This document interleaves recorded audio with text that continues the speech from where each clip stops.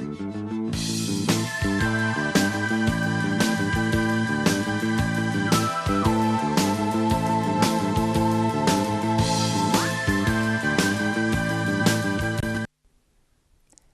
ден, почитувани гледачи, ве поздравувам и во ова ново издание на емисијата Ваш термин и се надевам дека и оваа емисија ќе биде интересна за вас со сите оние информации кои што ќе ви ги доставиме говорејќи за денешната тема. Инаку светскиот ден на аутизмот денеска 2 април. Во целиот свет се одбележува со различни активности, при што и здравствените организации и граѓанските здруженија се обидуваат да ја подигнат јавната свест за оваа болест која станува се позастапена кај човекот денес. Во Македонија не постои регистар на лица со аутизам и нема точна статистика колку лица се со оваа состојба. Официјално регистрирани се 140, но претпоставката е дека нивниот број е многу поголем. Од ова можете да заклучите дека денеска ќе говориме на тема аутизам, меѓутоа ќе поврземе и со вакцинацијата. За таа цел со мене веќе во студиото е доктора Спасија Стофијанова, која што е специјалист педијатар. И ќе ни даде многу информации кои што ќе ви информираат во однос и на аутизмот и на вакцинацијата. Меѓутоа пред да ја поздравам мојата денешна гостинка, од режија ќе побарам да го пуштат прилогот кој што е подготвен за денес, па потоа повторно се враќаме во студио. Аутизам е нарушување на невролошкиот развој кое се одликува со намалена способност за социјализација и комуникација и со ограничено и повторливо однесување. Сите овие знаци се манифестираат пред 3 годишна возраст. Аутизмот има цврста генетска основа, но генетскиот состав на аутизмот е сложен и не е јасно дали НСА се објаснува со повеќе ретки мутации, кои имаат огромни ефекти или пак со мултигенски интеракции на нормалните гени. Во ретки случаи аутизмот е поврзан со фактори кои предизвикуваат вродени малформации. Постојат и многу контроверзни теории за некои причинители, кои што можат да произлезат од опкружувањето, како што се тешките метали, пестицидите или вакцините, кои се примаат во раното детство. Хипотезите за вакцините се биолошки невозможни и не се потврдени со достојни научни докази. Аутизмот се појавува кај 1 до 2 од 1000 луѓе. Распространитоста на НСА е 6 луѓе од 1000, со тоа што се јавува 4 пати повеќе кај машката популација отколку кај женската. Бројот на луѓе кои се диагностицирани дека страдаат од аутизам почна драстично да се зголемува од 1980-тите години, делумно поради промените во диагностиката. Причините за зголемениот број на случаи со аутизам се непознати.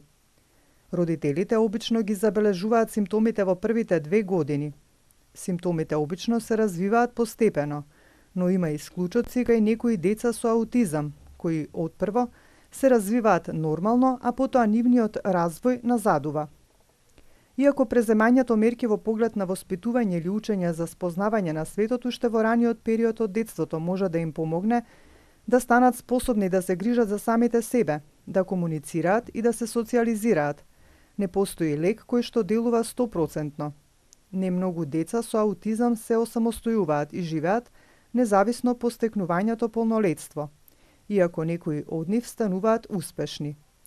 Развиена е и култура на аутистите во рамките на која што некои бараат лек, додека пак други веруваат во тоа дека аутизмот не треба да се третира како нарушување, туку да се толерира како разлика. Аутизмот е многу променливо нарушување во психолошкиот развој кое што најпрво се појавува за време на многу раното детство или во малку подоцнежниот период од детството и воглавно продолжува со иста брзина на развивање, без намалување на интензитетот. Очигледните симптоми се појавуваат постепено по 6-месечна возраст. Веќе можат да се потврдат од 2 до 3 годишна возраст, имаат тенденција да продолжуваат да се појавуваат во зрелите години, но често во промената форма. Аутизмот не се утврдува со само еден симптом, туку со карактеристичната тројка од симптоми: нарушување во способноста за социјализација, нарушување во способноста за комуникација и ограничени интереси и повторливо однесување. Има и други чести симптоми, како необичниот начин на јадење, но тие не се пресудни при диагностицирањето. Карактеристичните симптоми на аутизмот се појавуваат низ целиот свет и на тој начин што аутистите не се разликуваат драстично од остатокот од населението, при што исто така нема и некоја остра линија помеѓу поблагите и потешките патолошки случаи на аутизам. На прашањето дали вакцините предизвикуваат аутизам, неодамнешни истражувања покажуваат дека бројот на вакцинирани деца значително опаднал ширум светот. Причината за ова е популарната дебата за вакцините. Од научна гледна точка не треба ни да има дебата, но одредени теории не им дозволуваат на луѓето да ја вратат целосната верба во вакцините. Во комбинација со чистата вода и хигиената, вакцините се еден од најефективните начини за спречување болести и спасуваат милиони животи секоја година. Тогаш, зошто луѓето толку лесно решаваат да не ги заштитат своите најмали? Луѓето кои се против вакцинирањето кажуваат работи кои може да ви исплашат. И ако не сте добро запознаени со работите кои ги кажуваат, многу лесно може да го прифатите нивното мислење. Па што е вистина, а што не?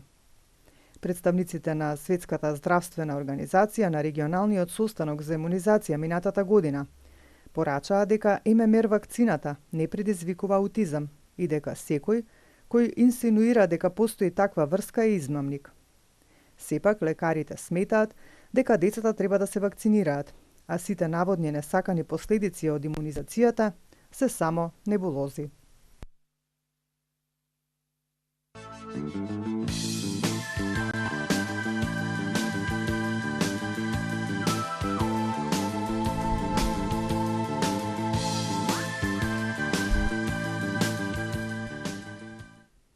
Еве сме повторно во студиото, значи уште еднаш да потенцирам, говориме на тема вакцини и аутизам по повод светскиот ден 2 април, значи денот на кој се одбележува аутизмот. Кажав и дека веќе со мене во студиото е доктора Спасија Софијанова, која што е специјалист педијатар и со неа ќе поразговараме малку за оваа проблематика. Добар ден и добре дојдовте за прв пат и многу ми е драго. Добар ден, се концентрирав многу убаво на прилогот што сте го направиле и од тука може да се извлечат многу поуки. Мислам дека тоа е една многу широка тема, а пред се сепак да го поздравиме 2 април. Тоа е денот кога се чествува конкретно оваа кондиција или оваа состојба што за нас педијатрите навистина представува еден многу интересен феномен со кој се соочуваме се повеќе и повеќе во секојдневието, меѓутоа ќе биде добро да дел од нештата ги расчистиме и ги разјасниме со гледачите, бидејќи сепак од една страна, ова што го споменавте на крај, вакцините и нивната улога во евентуалното појавување на аутизмот, од една страна.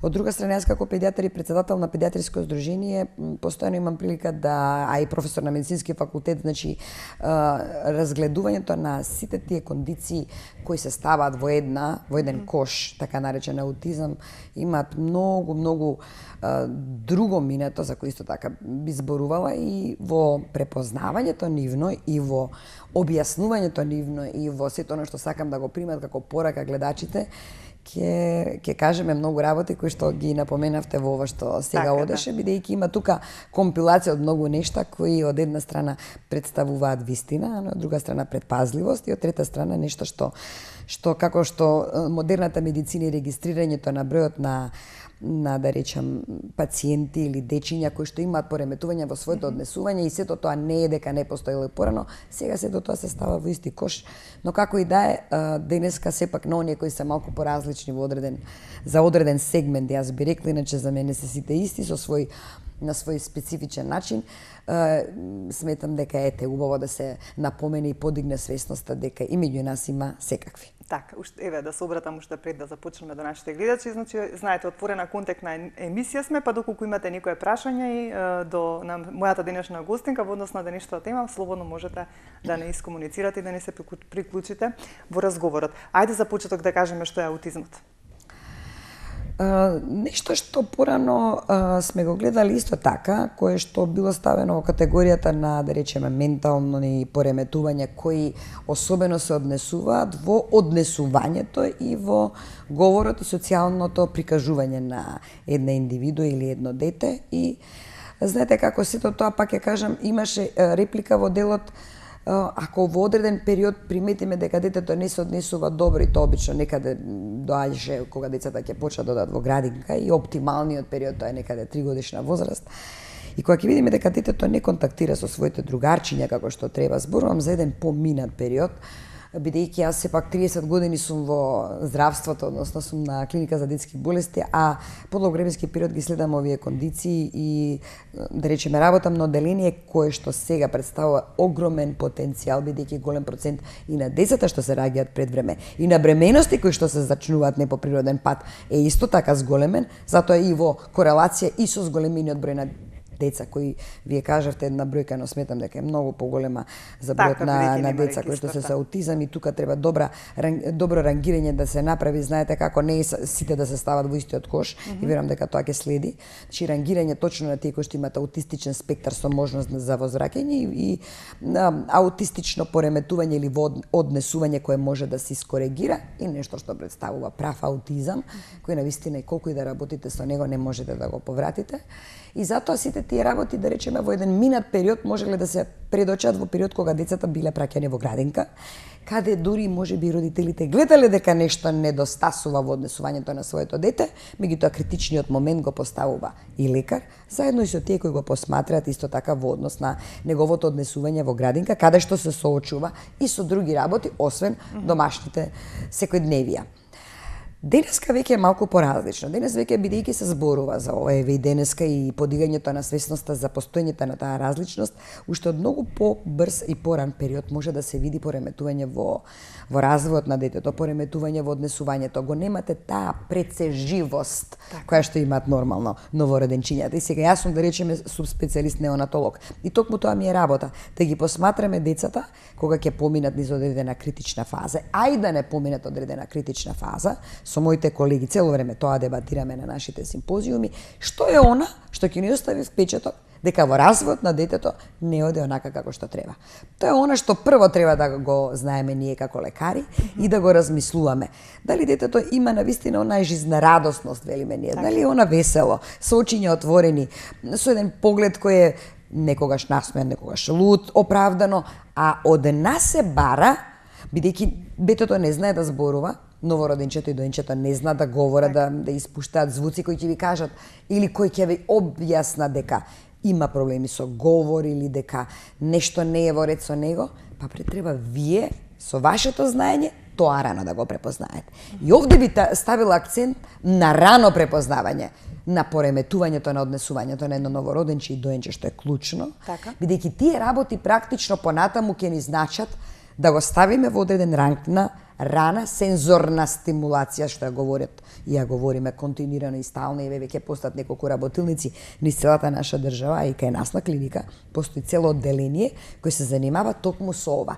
Рано стимулирање на деловите кои се заспани, деловите кои не се разбудени, деловите кои се неми. И тие делови го прават детето по-летаргично, по-пасивно, по-неразбудено, да кажам на некој начин.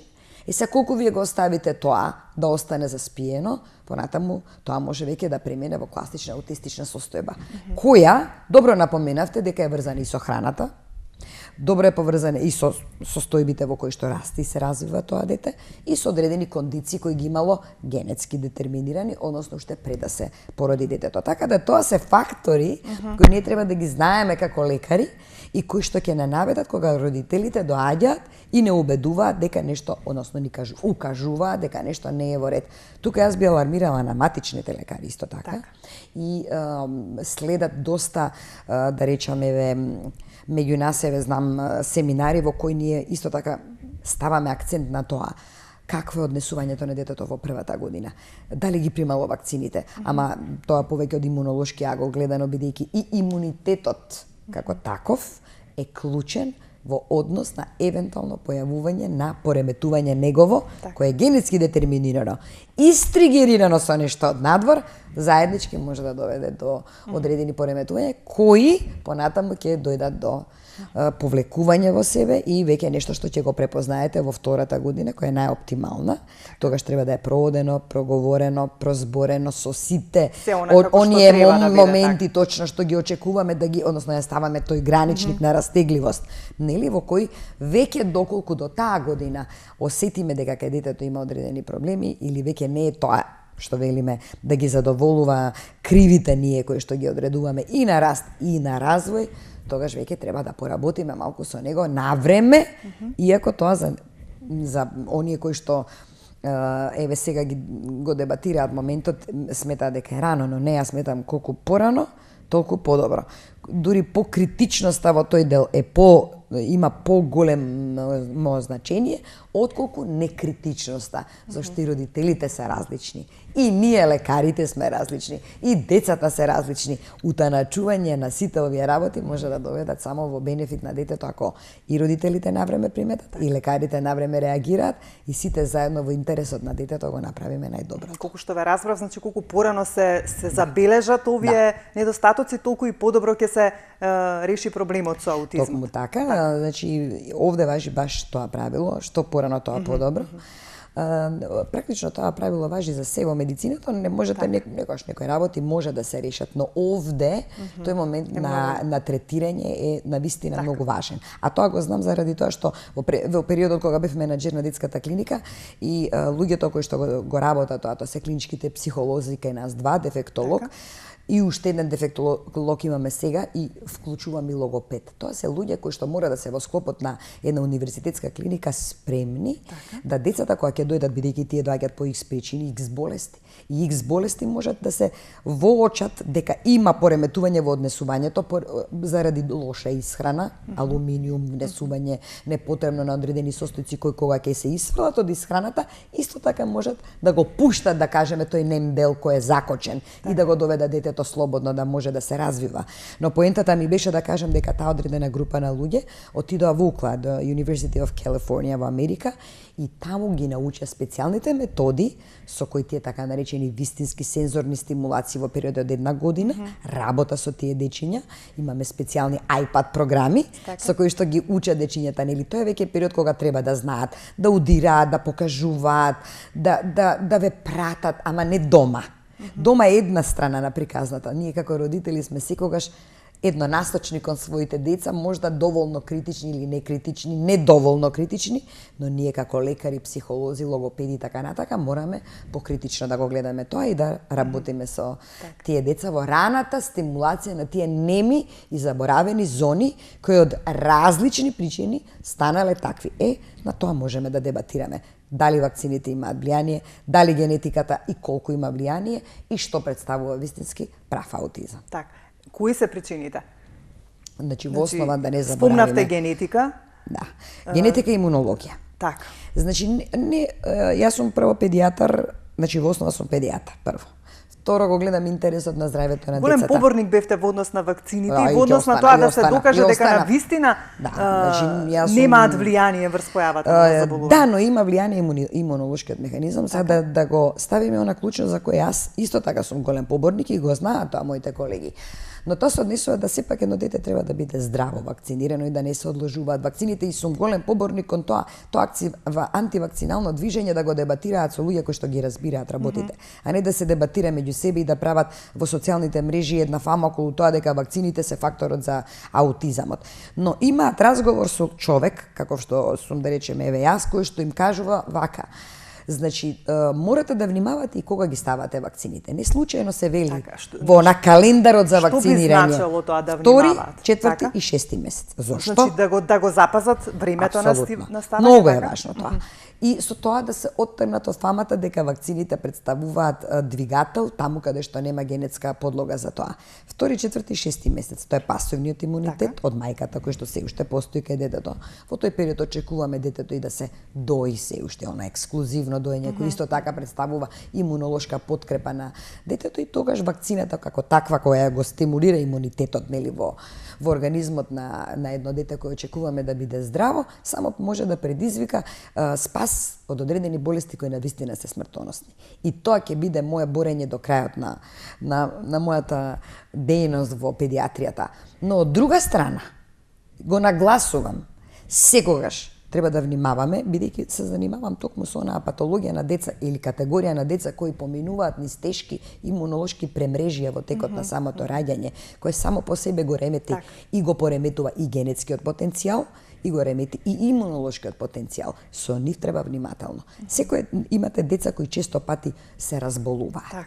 И јас имам исто така случаи, нема да ги коментирам сега толку јавно, меѓутоа случаи каде што тогаш вакцината сигурно не би ја препорачала да биде дадена, доколку организмот често пати се разболува, значи прави некои антитела во себе од одредени тригери и тогаш сум за тоа да се исчисти од тој тригер, од тој, да речеме, феномен кој што може да биде причина одредена храна која може исто така да биде тригер ако ја внесува детето, а му представува алергиски тригер кој исто така го ефектира имунолошкиот дел во него и тогаш што се случува? Храната прави имунолошки пореметувања, го тригерира генетскиот систем и еве ви појава на аутистични знаци. Затоа кај некои деца отстранувањето на храната може да доведе до подобрување на целокупната состојба, односно до подобрување на неговото однесување, кое што веќе влегува во така наречено одвојување од средината.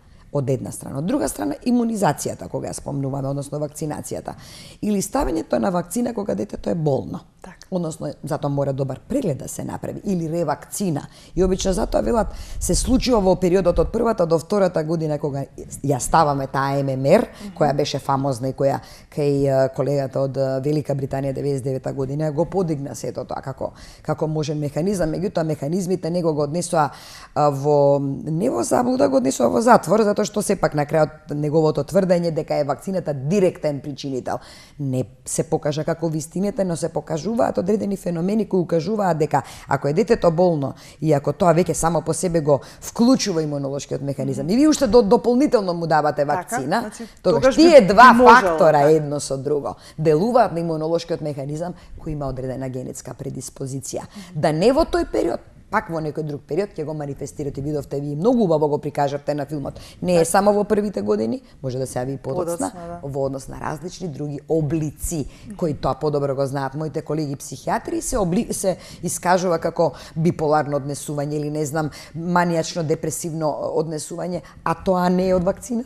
Тоа е исто така тригерирано од нешто кое тлеело во организмот, се спојуваат две работи заедно, се прави еден недетоксициран, односно не интоксициран организам, не се детоксицира, за да може слободно да го помине сето она на во кое секојдневие ние се соочуваме, тоа е гледате воздухот каков е надвор, гледате како живееме, гледате храната што ја јадеме, тоа е комплетно различно од она што се случувало пред 200 години кога првпат се дадени вакцините, кога никогаш не се појавувале вакви знаци како што сега ги спојуваме вакцините со аутизмот.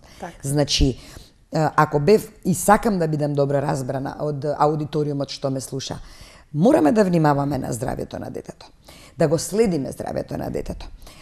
Често пати непрепознавањето на одредена ситуација велам не болест, може да доведе до две ситуации заедно, три ситуации кои ќе го раздрмат организмот и ќе доведат до будење на тие гени кои што сите ние ги носиме. Една Анџелина Џоли, знаејќи кој генетски потенцијал го има, па направи тоа што го направи за да не го добие, тоа што сметаше дека ќе го добие, бидејќи генетиката ја дава предиспозицијата кон одредена болест, што не значи дека ќе се разболи. Што е исто многу важно во механизмот на сугестија што ние сами си ја даваме. Понекогаш болеста ќе ви дојде ако почнете да верувате дека ќе се разболите. Тука има многу за разговор. Ајде имаме гледач да слушнеме кој е на линија. Добро вечер. Ало, здрава. Повелете. Голем почит докторкава, професоркава, премногу ја почитувам. Така. Благодарам. Имам едно прашање, вака ме интересира. Јас од една страна се согласувам, ја имам две дечиња. Едното дете ми примаше вакцини тука и убаво кажувате од 2 месеци, 4 месеци, 6 месеци. Што ако во тие месеци кога треба детево да ги прими вакциниве е болно? Ќе мора да ги прими на понатака возраст. Тоа ми е прашањето. Значи, со едново дете вакцините ги прима во странство, што има многу голема разлика. Едното дете ми е родено, например, во Соединетите Американски држави. Таму, значи, дитепер, полио, 2-3 вакцини ги ставаат одма. Па по нареден пат 2-3 вакцини, а кај нас овде се чека 40 дена, 60 дена, на месец дена како и да идат вакцини. Прашањево ми е, јас ги дадов сите вакцини на едново дете во Македонија, али детето после секоја вакцина беше болно. имаше контраиндикација. Завршите Значи, со прашањето да почнам да одговарам. Да, ви слушам, да? Да. Прво ви благодарам, поставувате интересни прашања. Тоа е она прашање кое би го поставил секој кој веќе ги разбира работите нормално околу вакцинирањето. Значи, календарот за вакцинирање во Соединетите Американски држави, каде делих од моето образование всушност е стекнато и од каде јас практично исто видов дека кај нас пред 2-3 години почна овие поливалентни пречистени вакцини, поливалентни, значи повеќе вакцини како што сте ги давале во Соединетите Американски држави, тоа се поливалентни вакцини кои се исто така пречистени, се даваат во тој период што го кажавме, вториот, четвртиот и шестиот месец, кога е и имунитетот на детето пасивен од мајката и кога детето е многу по-јако, поспособно да се соочи со препознавањето на вакцините кои ги даваме во тој период. Но ако детето е здраво или да под одредени причини било болно, можеме слободно да го одложиме, но тоа одложување да се темели на тоа дека сепак после тоа има добар бриз, значи нема некоја бактерија која е изолирана, која се уште тлее, односно веќе тлее во организмот, му причинува проблем доколку се решиме да го одложиме вакцинирањето и се разбира направиме една крвна слика со ЦРП која е мирно и која укажува дека кај детето кондицијата која била болежливост од вирус, бактерија или било кој друг причинител претходно, веќе е исчистена, односно средена и детето е спремно да ја прими вакцината. Зошто ви го кажувам ова? Пред недела дена ние имавме генерално собрание на сите педиатриски издруженија во Софија, каде што се сретнавме сите претседатели на педиатриски издруженија и стално говориме на оваа тема, говориме на тема вакцини. И баш зборувавме на ова што со одложувањето евентуално на вакцините, бидејќи сите држави, не само Република Македонија, се соочува со овој феномен на антивакцинално движење, на дебати околу вакцините, на размислување околу имунизацијата, одложувањето на вакцините, што ако детето е болно. Деца постојат секаде во светот и тие родители, каде и исто така вакви прашања поставуваат, мора да имаат добар одговор од колегиум кои ќе се темели на медицина базирана на докази, ќе се темели на вистина, не ќе се темели само на шпекулации, бидејќи во дел од оние работи околу антивакциналното движење се апсолутна шпекулација. Што со нив? Со нив треба ова што ви реков, бриз односи грло, една добра крвна слика и ЦРП која е 24 до 48 часа, кога ќе ги добиете тие дека се негативни, крвна слика дека е добра, апсолутно можете да го вакцинирате детето и со одредено закаснување. Значи нема никаков проблем, никаков проблем, но многу е важно кога ќе отидете кај колегата, односно докторот, односно тој што треба да практично го вакцинира детето, го добиете одговорот што сакате да го добиете на сите овие прашања кои родителите ги имаат. Во Америка вака било, зашто овде е вака? Јас го вакцинирам сега детето, дали сметате дека моето дете е болно? Ние треба да го имаме трпението, да на сите вакви енигматични, недоречени прашања кои што предизвика, да кажеме, дубиоза, бидеме спремни да го одговориме. Да, сега и ние ги имаме тие вакцини што ги имаат Соединетите Американски држави, тоа се пречистени, ацелуларни. Кога сте ги примале тука вакцините, предизвикале реакција, односно температура која некогаш да кажеме причинител на тоа што го буди организмот и некогаш и не треба да се плашиме од температурата, бидејќи истата знае да биде реактивна, значи да се појави како последица на внесување на имунитет кој треба да го побуди организмот, ама со позитивна реплика, со нешто што ќе го заштити во иднина од евентуално појавување на болест. Ајде да слушнеме, имаме повторно гледач. Јас сум се уште еднаш, јас слушувам само уште еднаш професорката, имам уште едно прашање. Сега големиот син ми е 15 години и он ги помена сите вакцини, значи сега Малово, значи збориме Малово ги има примено вакцините, нели сите во, рековме, Соединетите Американски држави и сега јас кога идат децава нели на училиште, прво, второ, трето, пето оделение до 9-то, они пак имаат вакцини во 6-то, во 7-то, таму во 9-то, така? Така. Јас не ми е проблем да ги ставам овие вакцини во Македонија, пошто први веќе ги примиле ваму, тоа не е никаков проблем. Значи никаков проблем немате сега, бидејќи ви кажав од пред 2-3 години веќе тој календар за имунизација адаптиран на европскиот календар на имунизација кој скоро сличен со американскиот. Мола? И во Македонија се увезуваат сега веќе такви Да, апсолутно, апсолутно. Добро, во прилог на времето, тука ќе ве поздравиме. Дали имаме гледач тука? Но нека знаат дека ги има, нека знаат. Дали имаме друг гледач на линија? Ако имаме да го вклучиме? Дали имаме некого на линија? Ало, добар ден. Добро вечер, повелете. Добро вечер. Убав ден за докторката. Благодариме. Прекрас село е прво од Струмица. Така. Единствен лекар у Македонија со најпрекрасни зборови можем да кажем се. Како лекар, како жена, како човек, благодарение на неја и на нејната храброст и на нејното знање и на нејната пожртвуваност, јас денеска имам внучичка. Така. Иначе сите беа изгубиле надеж, јас да имам внучичка. А благодарение на нејната борба 20 дена, а у моменту беше и директор, беше неприкосновена секој ден, може би и ги текне. На оддел беше отстранно дето, затоа што имаше сепса. Беше развијало сепса у Струмица. Секојдневно бдееше над моето внуче додека него пушти здраво и живо. Така, еве едно убаво искуство со Значи, прекрасен створ човек. Така. Ако имаше у моменту да ја дадам Македонија на дланка би ја дадела, а оно од мене не посака, мислам не ми го зема ни сок. Не го кажа, това и треба на мајката на бебето за да пие. Не знам какви зборови да употребам за таа жена. Благодариме Сега многу. едно прашање друго, пошивам и внуче. Ајде, повелете. Едно прашање друго.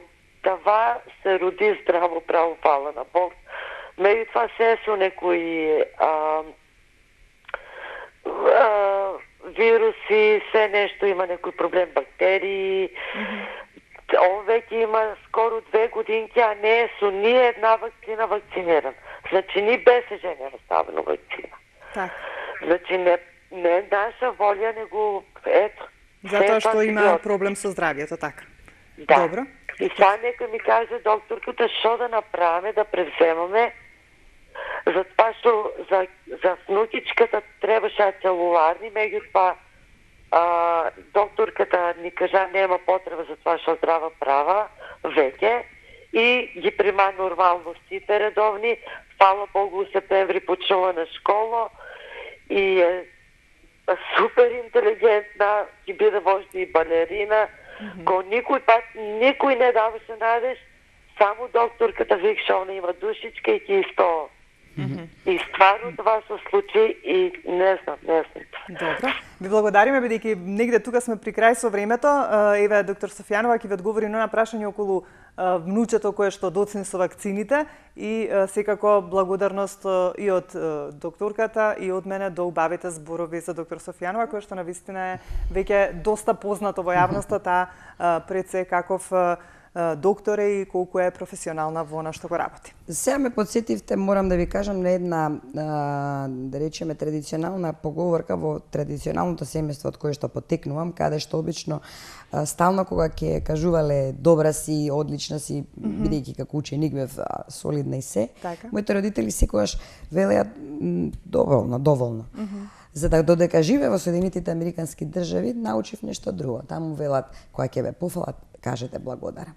Затоа што сигурно дека има и луѓе кои што можеби и не го мислат тоа. Тогаш некој кога навистина го препознал во вас, хуманиот дел, кажете му благодарам.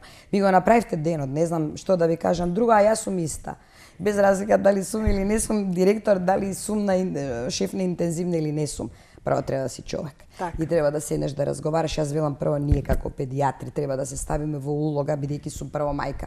Како изгледа од таа страна тој што ве прашува. И секогаш го размислувам како би постапила према моето дете, према моите деца.